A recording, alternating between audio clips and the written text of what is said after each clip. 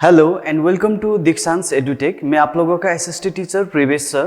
तो आज हम लोग करेंगे न्यू टॉपिक्स ऑफ हिस्ट्री, यानी कि unifications of Germany, unifications of Italy, Britain. So आज का हमारे टॉपिक ये रहेंगे। एंड लास्ट क्लास में हम लोगों ने देखा था किस तरह से लिबरल रेवोल्यूशनरीज, यानी कि उन लोगों ने किस तरह से रोमांटिसिज्म्स के थ्रू नेशनलिज्म्स को डेवलप करने की कोशिश किया था। तो किस तरह से उन लोगों ने मोनार्की के खिलाफ लड़ाई किए थे। तो ये चैप्टर में बेसिकली हम लोग क्या देख रहे हैं कि किस तरह नेशनलिज्म्स को डेवलप करने की कोशिश किए जा रहा है, किस तरह से नेशन स्टेट को क्रिएट करने की कोशिश किए जा रहा है। तो आज हम लोग करेंगे the making of Germany and Italy, यानी कि द यूनिफिकेशंस ऑफ जर्मनी। तो यहाँ पर फर्स्ट हम देखेंगे, यहाँ पर जो भी देख रहे हैं आप लोग किस तरह से ये जो फ्लैग देख रहे हैं ये जर्मनी का हो गया। ये जर्मन के रेवोल्यूशनरीज ने क्या किया था इस फ्लैग को डिजाइन किया था। इस तरह का कलर रहेंगे हमारा कंट्री का, क्योंकि हम लोगों ने देखा है कि फ्रेंच रेवोल्यूशंस में भी उन लोगों ने क्या किया था, मोनार्की का फ्लैग को चेंज करके रिप्लेस करके उन लोगों ने अलग से blue, red and white colour का जो फ्लैग उन लोगों ने बनाए थे। उसी तरह से फ्लैग में भी रेवोल्यूशंस आया था। तो फ्लैग के जरिए भी दिखाना चाहते थे कि हम लोग क्या कर रहा है, रेवोल्यूशंस कर रहा है। तो first revolution of 1848 failed in its attempt to unify the Germany speaking states because Frankfurt Assembly reflected the many different interests of the German ruling class. Its members were unable to form coalitions and push for the specific goal.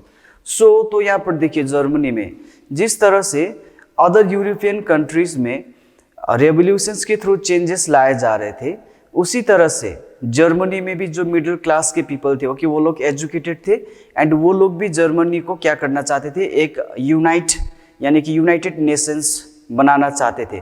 क्योंकि हम लोगों ने देखा था France का जो Napoleon Bonaparte था, Napoleon Bonaparte ने क्या किया था, जर्मनी को 39 कन्फेडरेसी में क्या किया था, डिवाइड किया था।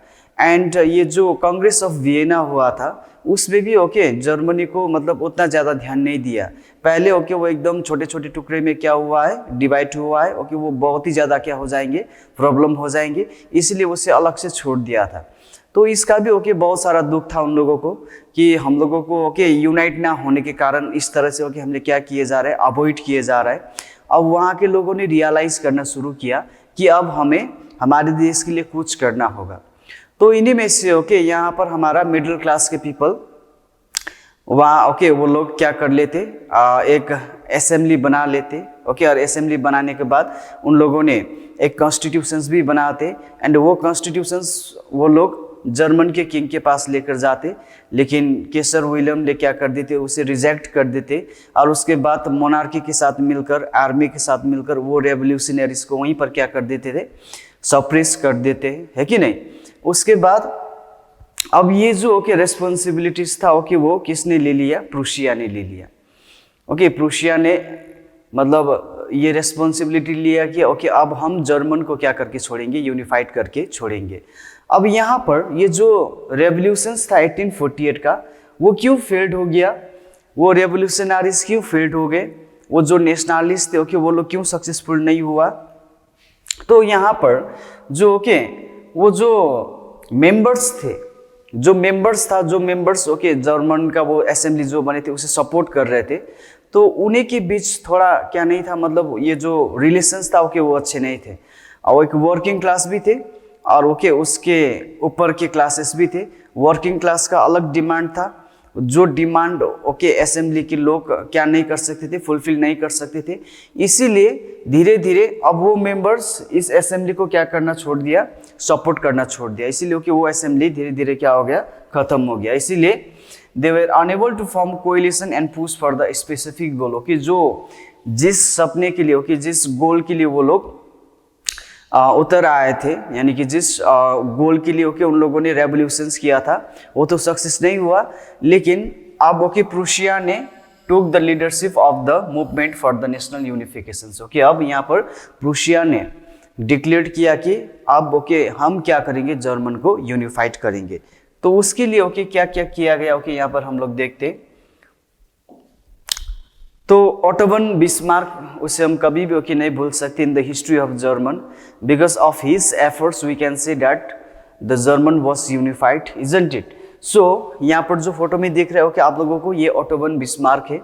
So the Otto von Bismarck, the chief minister of Prussia, with the help of Prussian army and bureaucracy, fought 3 wars over 7 years with Austria, Denmark and France, ended with the victory of Prussia and completed the process of unification। बहुत ही simple है okay. इसमें जो Prussia का Otto von Bismarck क्या था, chief minister था, तो क्या किया कि 7 साल में कम से कम ओके 3 साल वार लड़े ऑस्ट्रिया, डेनमार्क एंड फ्रांस, क्योंकि ऑस्ट्रिया, डेनमार्क एंड फ्रांस ने भी ओके जर्मनी का बहुत सारे टेरिटोरी को क्या किया था, कैप्चर किया था। अब नेशन स्टेट बनाने के लिए ओके उस टेरिटोरी को क्या करना है, उसे छीन लेना है। अब छीन लेने के लिए ओके, उसे छीनने के लिए क्या करना होगा, उसके साथ लड़ाई तो करना ही होगा। तो ऑस्ट्रिया, डेनमार्क एंड फ्रांस के साथ लड़ाई भी लड़ा, और उसके बाद फाइनली ओके उन लोगों का क्या हो गया, जीत हो गया, विक्ट्री हो गया। उसके बाद ये जो यूनिफिकेशन प्रोसेस थे ओके वो क्या हो गया, कंप्लीट हो गया। यानी कि सिंपल, ऑटोवन बिस्मार्क ओके जो प्रूशिया का चीफ मिनिस्टर था, तो उसने प्रूशिया के आर्मी का हेल्प, और उसके बाद वहाँ पर जो भी ब्यूरोक्रेसी था ओके, जो ऑफिशियल वर्कर्स थे ओके, उन लोगों का साथ लेकर जर्मन का यूनिफिकेशंस के लिए काम करने लगे। एंड जर्मन को यूनिफिकेशंस करते वक्त उसे क्या भी करना पड़ा, ऑस्ट्रिया, डेनमार्क एंड फ्रांस के साथ लड़ाई भी लड़ना पड़ा। फाइनली प्रूशिया का जीत हो गया। उसके बाद जर्मनी को क्या कर दिया गया, यूनिफाइड कर दिया गया। 80s में ओके 1800s में अगर हम लोग देखते हैं, नेशनलिस्ट फीलिंग वो strong okay in the middle class Germany. तो ये ऑलरेडी ओके पहले से ही ओके ये तो हो रहा था, क्योंकि फ्रांस में इतना चेंजेस आ रहे थे, अदर कंट्रीज में भी ओके, जैसे ग्रीक को भी इंडिपेंडेंट मिल गया। पूरा यूरोप में नेशनलिज्म एंड नेशन स्टेट का तो पूरा ओके ये एकदम स्प्रेड हो चुके थे। ये जो भी रेवोल्यूशंस था ओके वो एकदम फैल चुका था। तो जर्मन में भी ओके बहुत सारे लोग जो मिडिल क्लास या तो ओके जर्मन के लोग भी सोचते थे कि हमारे देश भी एकत्रित हो जाए, हमारे देश भी यूनाइटेड नेशंस हो जाए। इसीलिए 1800 से ओके नेशनलिज्म का जो फीलिंग है एकदम से स्ट्रॉन्ग हो गई middle class okay German people में।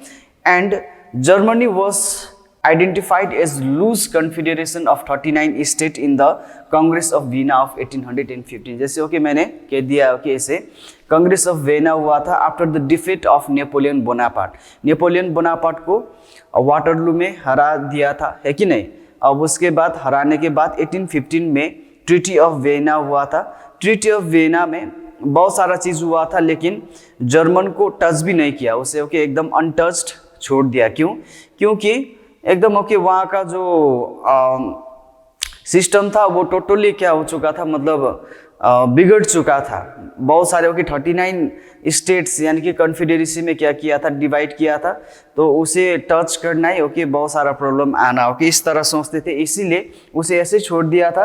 एंड इसीलिए ओके उसे क्या करार दिया था, आइडेंटिफाइड एज लूज कॉन्फेडरेसी, यानी कि उसे लेकर भी कोई फायदा नहीं है, उसे जैसे ओके वैसे ही छोड़ दो, इस तरह का ओके उन लोगों ने जब ट्रीट किया तो उन लोग को भी ओके बुरा लगा। उसके बाद ओके ये चीज़ से वहाँ के लोगों में और ज़्यादा नेशनलिज्म्स क्या हो रहे थे, डेवलप्ड हो रहे थे।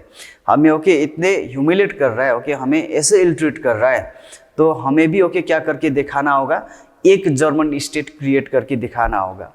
तो इस तरह से ओके वहाँ पर ऑलरेडी नेशनलिज्म तो डेवलप हो चुका था। Liberal nationalist had already initiated the steps for the unifications of Germany in 1848। As I told you that in 1848 जो रेवोल्यूशंस स्टार्ट किया था वो मिडिल क्लास ओके पीपल ने स्टार्ट किया था, लेकिन ओके उन लोगों का इंटेंशन तो ओके सही था, उन लोगों का एम्बिशंस तो सही था, लेकिन उन लोगों के अंदर असेंबली के अंदर ओके क्या नहीं था, यूनिटी नहीं था। बहुत सारे लोगों का ओके डिमांड और बहुत सारे लोगों का ड्रीम्स ओके ये मिक्स होने के कारण ये रेवोल्यूशंस क्या नहीं हो पाया, सक्सेस नहीं हो पाया। इसीलिए ओके वो जो अब ड्यूटी है, रेस्पॉन्सिबिलिटी ओके वो किसने ले लिया, प्रूशिया ने ले लिया, और लेने के बाद ओके क्या भी कर दिया, जर्मनी को यूनिफाइड भी कर दिया। यूनिफाइड होने के बाद उसके बाद फ्रांस के वर्साइलिस में ओके एक हॉल ऑफ मिरर था। यहाँ पर देख रहे हैं ना आप लोग, यहाँ पर ओके ऑटोवन बिस्मार्क है, यहाँ पर ओके विलियम के साथ विलियम भी है।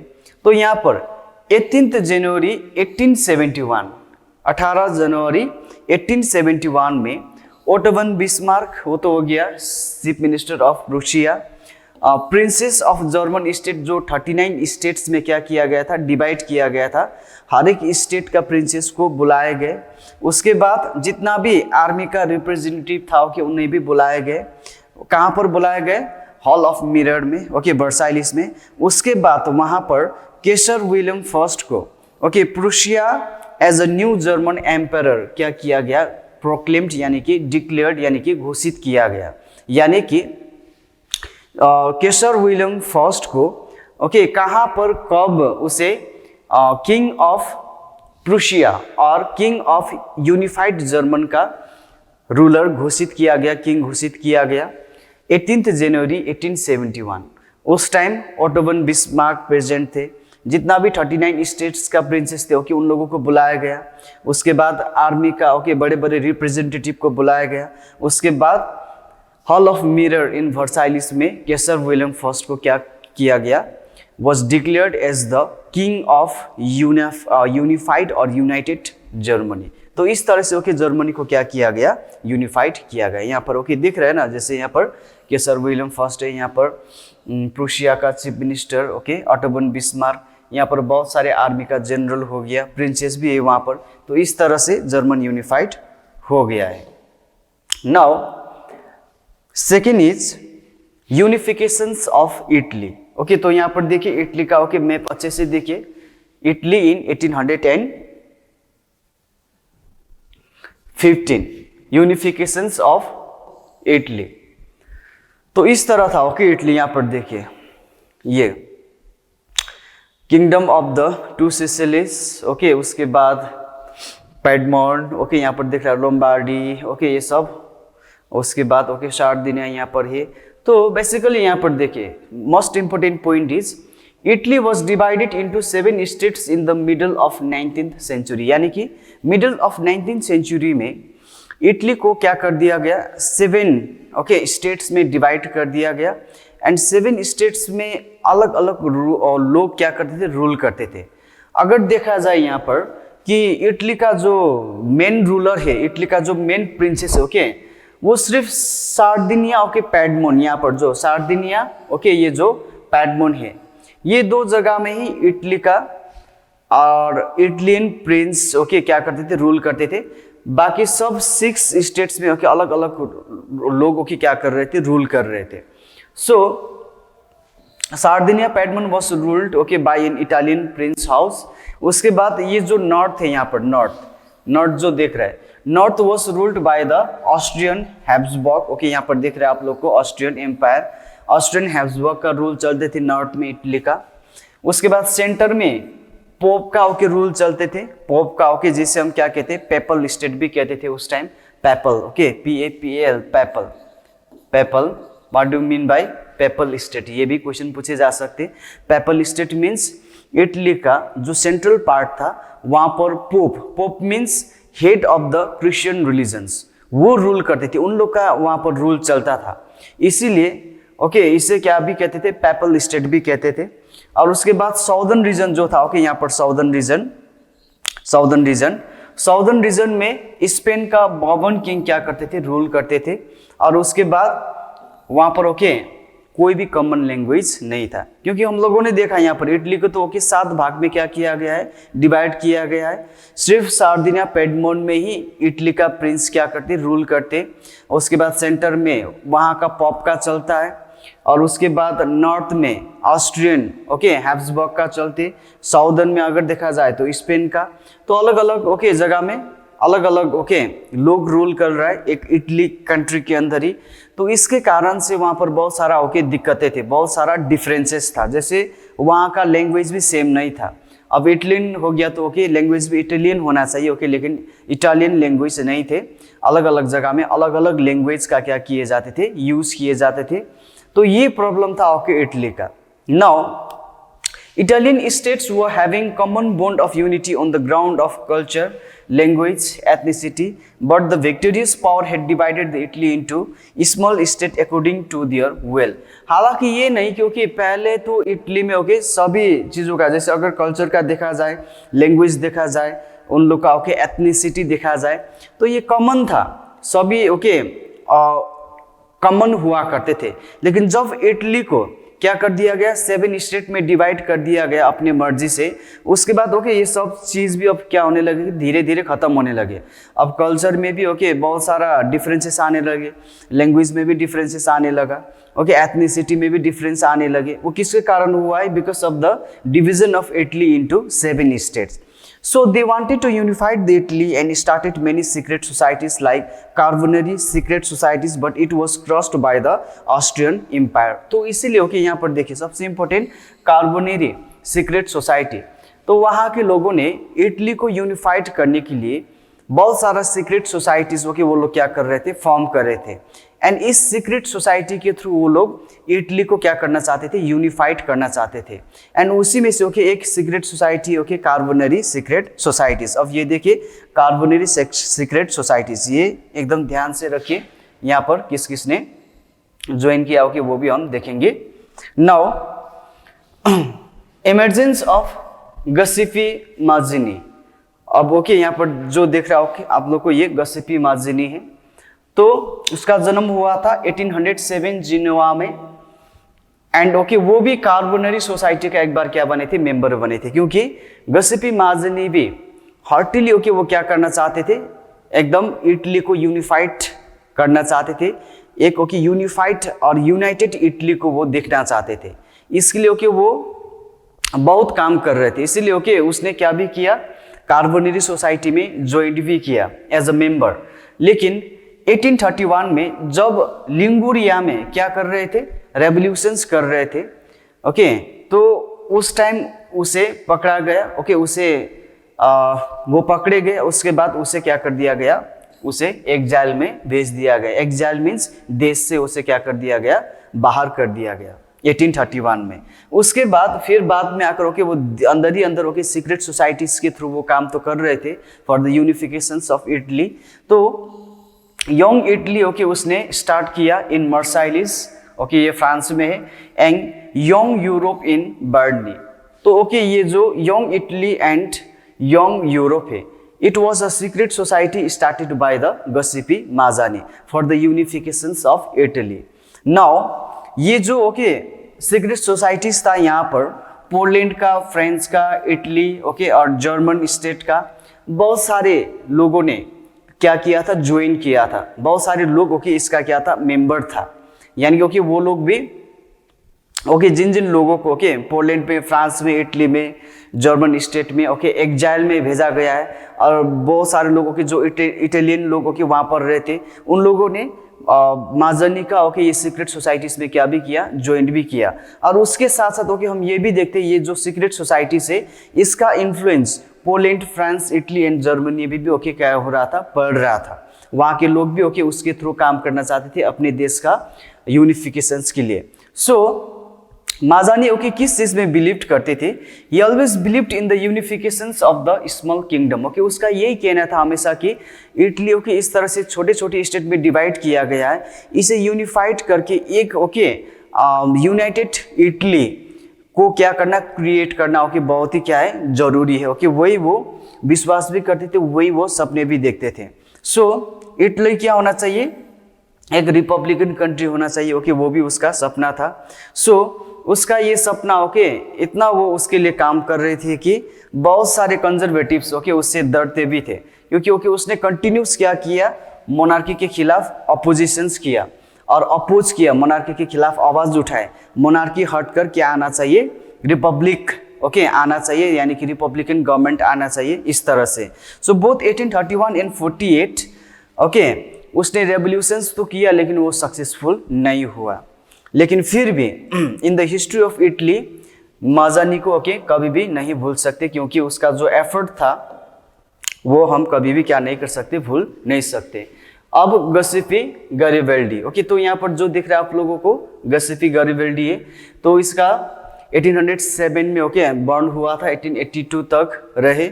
उसके बाद ये भी एक क्या है, इटालियन फ्रीडम फाइटर है, और उसने भी ओके यंग इटली मूवमेंट में क्या किया था, ज्वाइन किया था विथ मजनी इन 1833 एंड 1834 में।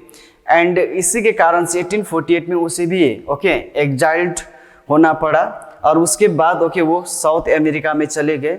और उसके बाद okay he supported king Victor Emmanuel second in 1854। जब यहाँ पर इटली का यूनिफिकेशन के बाद हो रहे थे तो उसने ओके हमेशा वो पहले से किसको सपोर्ट करते थे, वहाँ का किंग विक्टर इमानुएल सेकेंड को। ओके हमेशा यही कहते थे कि हमारे ओके देश मोनार्किकल फॉर्म ऑफ गवर्नमेंट होना चाहिए एंड उसका राजा कौन होना चाहिए, विक्टर इमानुएल सेकेंड होना चाहिए। ओके इस तरह से ओके वो विश्वास करते थे एंड सपोर्ट भी करते थे, एकदम डेडिकेटेड थे वो। ओके एंड 1860 में famous expeditions to south Italy, उसके बाद 1867 में ही led an expeditions to Rome. Okay उसके बाद यहाँ पर देखो ये जो ओके साउथ में जो हमारे स्पेन का वोवेंस था, ओके वहाँ जाकर साउथ के इटालियन पीपल के साथ मिलकर ओके उन लोगों को इंस्पायर करके उन लोगों को वहाँ से ओके भगाने में बहुत ही ओके बड़ा हाथ है किसका, गैरिबल्डी का। और उसके बाद उसे इटली के साथ क्या किया गया, ओके यूनिफाइड किया गया। Now third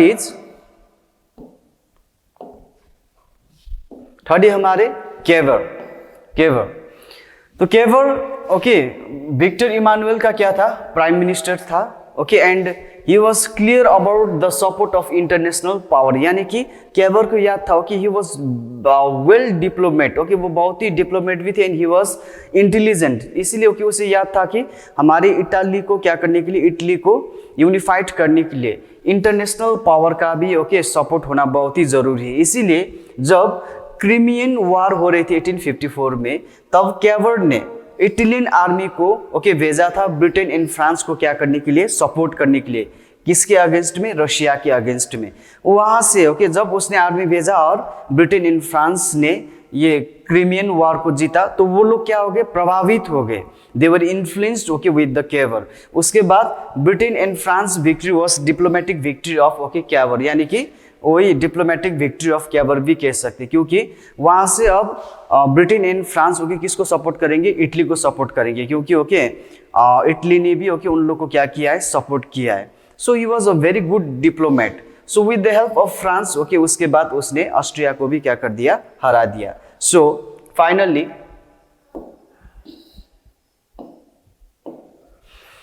what we can say okay यहाँ पर केवर जो हो गया ब्रेन है ओके इटली का, इस तरह से ओके। और उसके बाद मजनी सॉल हो गया, गैरिबल्डी ओके सॉर्ड हो गया, ताकत ओके बहुत सारे वार्ड लड़े। इनिशिएट ओके किसने किया था, मजनी ने किया था। एंड दिमाग किसने लगाए थे, ओके केवर ने लगाए थे। So Italy had been divided okay हम लोग कर चुके हैं कि नहीं, ओनली सर्देन पेडमेंट ओके। उसके बाद मजनी, केवर एंड गैरिबल्डी का कंट्रीब्यूशंस ओके हमेशा इटलियन हिस्ट्री में याद रखे जाएंगे, है कि नहीं। उसके बाद young Italy okay founded by the Mazzini, है कि नहीं, 1831 एंड 1848 में फेल्ड हो गया था, लेकिन वो इंस्पिरेशंस बन गए ओके आने वाले रेवोल्यूशनरीज के लिए। Finally Emmanuel second took the responsibility of unifications of Italy.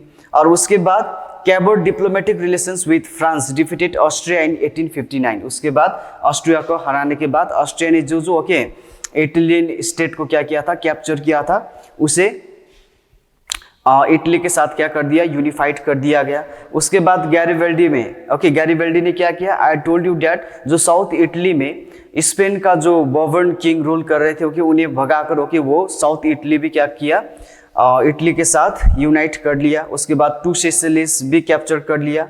उसके बाद फाइनली ओके इटली को यूनिफाइड करके इटली का जो यूनाइटेड इटली का किंग विक्टर इमानुएल सेकंड को क्या किया गया, प्रोक्लेम्ड किया गया। इस तरह से ओके मजनी, केवर एंड गैरिबल्डी ने इटली को क्या किया था, यूनिफाइड किया था। Not only them okay they were supported by the Italian people, कि वो लोग भी चाहते थे कि इटली एक क्या बन जाए, यूनिफाइड कंट्री बन जाए। लेकिन सबसे इंपॉर्टेंट रोल ओके इन लोगों का कंट्रीब्यूशन हमेशा ओके इटलियन हिस्ट्री में क्या किया जाएंगे, याद किया जाएंगे। Okay so this were the role played by the Garibaldi, Mazani Kever and the Kever. So this was the history of unifications of Italy. Now तीसरा है ओके हमारा यूनिफिकेशंस ऑफ ब्रिटेन। तो यहाँ पर जो देख रहा है ओके इस तरह का ब्रिटेन, ये ब्रिटेन ओके ऐसे नहीं थे, यहाँ पर भी बहुत सारा ओके कॉम्प्लिकेशंस थे। जैसे अगर देखा जाए unifications of Britain was not a sudden outcome, यानी कि जो ब्रिटेन को जो यूनिफाइड किया गया है ओके, यानी कि ब्रिटेन को यूनिफाइड करके एक देश बनाया गया है, तो वो एकदम से ओके वहाँ के लोगों ने रेवोल्यूशंस करके ओके वहाँ के लोगों ने रिवोल्ट करके एकदम से 2 साल 3 साल के अंदर ब्रिटेन को यूनिफाइड किया ओके, ऐसा स्टोरी नहीं, वहाँ का कुछ अलग स्टोरी है। It's a long drown out process okay, बहुत सारा ओके वहाँ पर ट्रीटी साइन किया गया ओके, बहुत सारा ऐसे चीज ओके और घटना घटे, उसके कारण ब्रिटेन क्या हुआ है, यूनिफाइड हुआ है। अगर वहाँ का एथनिक ग्रुप देखेंगे हम लोग, वहाँ पर इंग्लिश ओके पीपल भी देखेंगे, वेल्स ओके यानी कि वेल्स का, स्कॉट यानी कि स्कॉटलैंड का, आयरिश ओके वो हो गया आयरलैंड का, यानी कि 4 types of ethnic group we can see in Britain. No British nation before the okay 18th century, 18th century के आगे वहाँ पर ओके क्या नहीं था, ये जो यहाँ पर दिख रहा है ओके इस तरह का ब्रिटेन नेशंस ये नहीं दिखते थे ओके, ऐसा पॉलिटिकल स्ट्रक्चर नहीं था ब्रिटेन का। So different okay cultural and political conditions, अगर पॉलिटिकल कंडीशंस देखा जाए वो भी डिफरेंट था, अगर कल्चरल ओके कंडीशंस देखा जाए वो भी क्या था, डिफरेंट था। क्योंकि यहाँ पर ओके हम लोग 4 एथनिक ग्रुप का ओके बात कर रहे हैं, एक इंग्लिश पीपल हो गया, वेल्स पीपल हो गया, स्कॉट पीपल हो गया एंड ओके आयरिश पीपल हो गया। अलग अलग लोगों का अलग अलग लैंग्वेज था, अलग अलग क्या था कल्चर था। तो यहाँ पर ओके आयरलैंड यहाँ पर हो गया, वेल्स यहाँ पर है, इजंट इट, इंग्लैंड यहाँ पर है ओके, स्कॉटलैंड यहाँ पर है, अलग अलग ओके। बाद में इसे ओके क्या किया गया, इस तरह से यूनिफाइड किया गया। So it was not easy okay for England to unified the country into a single nations. So finally क्या हुआ यहाँ पर ओके हम देखते हैं यहाँ पर, तो धीरे धीरे अब इंग्लिश जो नेशंस था ओके, जो इंग्लैंड था वो धीरे धीरे कहीं ना कहीं इंडस्ट्रियल रेवोल्यूशंस के कारण भी, एंड वो लोग फॉरवर्ड भी थे ओके, थोड़ा मॉडर्न भी थे, इसके कारण से वो लोग धीरे धीरे क्या होते गए ओके, उन लोग का जो ग्रोथ है वो बहुत ही ओके क्या होने लगे, बढ़ने लगे। इसके कारण से अब वो धीरे धीरे ओके क्या करने लगे, बाकी आयरलैंड ओके स्कॉटलैंड और वेल्स को क्या करने लगे, अपने कंट्रोल में लाने की ओके कोशिश कर रहे थे यहाँ पर। अब तो act of union of 707 between England and Scotland, ये बहुत ही इंपॉर्टेंट है। स्कॉटलैंड एंड इंग्लैंड के बीच जो एक्ट ऑफ यूनियन हुआ था 1707 में, उसके कारण से ओके इंग्लैंड एंड स्कॉटलैंड क्या हो गया, एक कंट्री हो गया। यानी कि ओके ये जो एक्ट है, जो कानून था, उसने स्कॉटलैंड एंड इंग्लैंड को एक देश यानी कि एक नेशंस क्या कर दिया गया, घोषित कर दिया गया। That led to the foundations of United Kingdom of okay Great Britain. उसके बाद 1688 में जब मोनार्की ओके खत्म होकर वहाँ पर एक ग्लोरियस रेवोल्यूशन हुआ था 1688 में, उसके बाद मोनार्की ओके खत्म होने के बाद वहाँ पर इंग्लिश पार्लियामेंट आ गए। इंग्लिश पार्लियामेंट आने के बाद ओके अब यानी कि डेमोक्रेसी आ गई, रिपब्लिक आ गए। तो यही चीज़ ओके बाकी जैसे स्कॉटलैंड हो गया, वेल्स ओके आयरलैंड को भी क्या किया, इन्फ्लुएंस्ड किया। अगर इंग्लिश के साथ यानी कि इंग्लैंड के साथ एक होकर रहेंगे तो ओके हम भी रिपब्लिक के अंदर ओके आ जाएंगे। इस तरह का इन्फ्लुएंस भी वहाँ पर हुआ है ओके, बहुत सारा रीजन्स है वहाँ पर। उसके बाद धीरे धीरे अब इंग्लैंड का दबाव यानी कि डोमिनेशंस ओके बढ़ने लगा। स्कॉटलैंड में गैलिक लैंग्वेज का इस्तेमाल करते थे ओके, उसे क्या कर दिया गया, बैंड कर दिया गया। उन लोगों का ट्रेडिशनल ड्रेसेस भी क्या कर दिया गया, बैंड कर दिया गया, ताकि ओके वहाँ पर स्कॉटिश ओके नेशनलिज्म्स डेवलप ना हो। अगर ये डेवलप्ड हो गए तब तो फिर बाद में जाकर ओके वो लोग फिर स्कॉटलैंड के लिए क्या करेंगे, लड़ाई करेंगे, रेवोल्यूशंस करेंगे। इसीलिए ओके उन लोगों ने पहले क्या किया कि गैलिक लैंग्वेज जो ओके स्कॉटलैंड में वो यूज नहीं करेंगे। वो लोग कौन सा लैंग्वेज यूज करेंगे, इंग्लिश लैंग्वेज। उन लोगों का ट्रेडिशनल ड्रेस को भी क्या कर दिया गया, बैंड कर दिया गया। उसके बाद यहाँ पर ओके अब हम देखते हैं आयरलैंड का। वेल्स तो ओके वो एक्ट के थ्रू ओके वेल्स तो उसके अंदर आ चुका था, ग्रेट ब्रिटेन के अंदर ओके आ चुके थे। उसे तो कैप्चर करके या तो ओके उसे तो यूनाइटेड ब्रिटेन के साथ क्या कर दिया गया था, इंडल्ज कर चुका था। अब आयरलैंड में ओके अगर हम देखते हैं, Ireland Protestant were supported by the England against Catholic. यहाँ पर देखिए रिलीजन्स, अगर हम रिलीजन देखते हैं, रिलीजन, तो इंग्लैंड में ओके वो लोग क्या थे, प्रोटेस्टेंट थे। इंग्लैंड में प्रोटेस्टेंट थे एंड आयरलैंड में कैथोलिक्स थे। Okay, Catholics and Protestant are the two divisions of Christian religions. तो इंग्लैंड ओके किसको मानते थे, प्रोटेस्टेंट को, एंड आयरलैंड का बहुत सारे लोग किसको मानते थे, कैथोलिक को। तो अगर हम लोग आयरलैंड में देखते हैं, आयरलैंड में बहुत सारे लोग कैथोलिक्स मानने वाला भी था और बहुत सारे लोग प्रोटेस्टेंट मानने वाला भी था। अब इंग्लैंड क्या करने लगे, आयरलैंड के ओके जितना भी प्रोटेस्टेंट ओके मानने वाले लोग हैं उन लोग को क्या करने लगे, सपोर्ट करने लगे, ताकि ओके सपोर्ट के थ्रू वहाँ पर जो भी रूल हो रहा है ओके वहाँ पर किसका रूल हो जाए, प्रोटेस्टेंट का रूल हो जाए, और वो लोग बाद में जाकर ओके किसे एक्सेप्ट करे, इंग्लैंड को एक्सेप्ट करे। पहले तो ओके प्रोटेस्टेंट खुश था, क्योंकि ओके यहाँ पर अगर अकॉर्डिंग टू रिलीजियस हिसाब से देखे कि इंग्लैंड भी प्रोटेस्टेंट था और आयरलैंड में बहुत सारा प्रोटेस्टेंट को अगर सपोर्ट करेंगे तो ओके वो लोग खुश हो ही जाएंगे। लेकिन बाद में पता चला कि ओके वो लोग क्या करना चाहते थे, आयरलैंड को अपने देश के साथ ओके क्या करना चाहते थे, यूनाइट करना चाहते थे। सो इसीलिए उन लोगों ने 1801 में क्या भी किया, रेवोल्यूशंस भी किया, लेकिन ओके रेवोल्यूशन सक्सेस नहीं हुआ कैथोलिक्स का। फाइनली 1801 में आयरलैंड को फोर्सफुली यूनाइटेड किंगडम्स के साथ क्या किया गया, इनकॉर्पोरेट यानी कि ओके उसे यूनाइट किए गए। उसके बाद वहाँ पर इंग्लिश लैंग्वेज कंपलसरी किया गया। उसके बाद ओके पूरे, चाहे वो स्कॉटलैंड हो, चाहे वो आयरलैंड हो, चाहे वेल्स हो, ओके वहाँ पर ब्रिटिश फ्लैग यानी कि जैक यूनियन ओके इस तरह का ओके वो फ्लैग उन लोग को यूज करने के लिए ओके बोला गया। यहाँ पर जो देख रहे हैं ओके ये जो ओके देख रहा है ब्लू ओके मरून और उसके बाद व्हाइट इस तरह का फ्लैग। उसके बाद नेशनल एंथम भी एक ही बना दिया गया okay, British national anthem God save our noble king, ताकि ओके क्या कर सके, सब में ओके एक ही फीलिंग्स क्या हो सके, पैदा हो सके। लैंग्वेज स्पेशली ओके लैंग्वेज में उन लोगों ने बहुत ही ज़्यादा फोकस किया, क्योंकि अगर लैंग्वेज को फ्री छोड़ देंगे तब फिर ओके उन लोगों के अंदर अपने देश प्रति नेशनलिज्म डेवलप्ड हो जाएंगे। फिर बाद में जाकर वो लोग क्या करेंगे, रेवोल्यूशंस करेंगे। ये चीज़ ओके वो लोग पहले जानते थे, इसीलिए ओके उन लोगों को लैंग्वेज, अपना लोकल लैंग्वेज को बैंड करने के लिए कहा। वहाँ पर सिर्फ और सिर्फ इंग्लिश लैंग्वेज चलेंगे। ट्रेडिशनल ओके जो भी था ओके ट्रेडिशंस को भी पेंट कर दिया। उसके बाद फ्लैग भी ओके यूनियन जैक ओके यही यूज करेंगे, यही बोला गया। उसके बाद नेशनल एंथम भी ओके सभी लोगों को ओके एक ही प्रकार का नेशनल एंथम दे दिया गया। उसके बाद 1798 Wolfe Tone and his United Irishmen started okay revolutions okay. उसके बाद धीरे धीरे यहाँ पर ये ओके ऊपर होना चाहिए था ओके नीचे आ गया। 1798 में आयरलैंड में जब ये हो रहा था ओके इंग्लैंड किसको सपोर्ट कर रहे थे, यहाँ पर देखिए इस तरह से। If you are confused okay then I will show you figure. तो यहाँ पर देखिए ये आयरलैंड है, आयरलैंड ओके, और उसके बाद यहाँ पर इंग्लैंड हो गया। इंग्लैंड में प्रोटेस्टेंट था ओके, आयरलैंड में प्रोटेस्टेंट भी था, उसके बाद क्या भी था, कैथोलिक्स भी था। अब यहां पर ओके इंग्लैंड क्या करने लगे,